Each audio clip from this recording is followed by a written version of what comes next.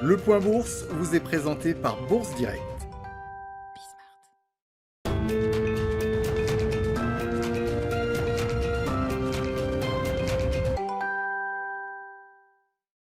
Tendance à la baisse ce matin à la Bourse de Paris. L'annonce d'un couvre-feu en Île-de-France et dans plusieurs métropoles françaises par Emmanuel Macron hier renforce l'incertitude sur les marchés boursiers.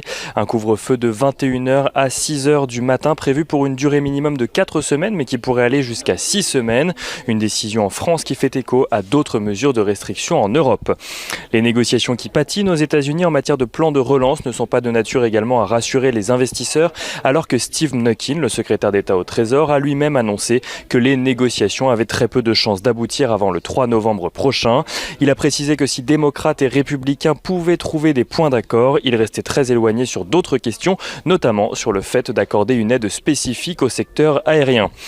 Et comme si les craintes sanitaires ne suffisaient pas, les tensions commerciales reviennent dans les esprits alors que les États-Unis veulent ajouter la filiale d'Alibaba Ant Group à leur liste noire. Le Brexit est également scruté de près alors que Boris Johnson s'était fixé aujourd'hui comme date butoir et que débute aujourd'hui justement le Conseil européen pour tenter de trouver un compromis.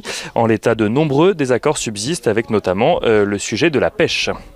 À noter sur le front des statistiques que l'inflation a été quasi nulle en France au mois de septembre sur un an, notamment à cause du ralentissement de la hausse des prix des services, mais aussi de la baisse des prix de l'énergie. Côté entreprise à présent, Publicis publie un chiffre d'affaires en contraction de 5,6% au troisième trimestre, là où les analystes anticipaient une baisse de 9%.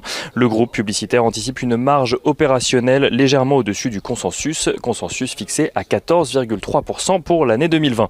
Et autre publication entreprise, la FDJ voit son chiffre d'affaires du troisième trimestre augmenter très légèrement de 0,2%, les mises ayant augmenté de 6% sur la période.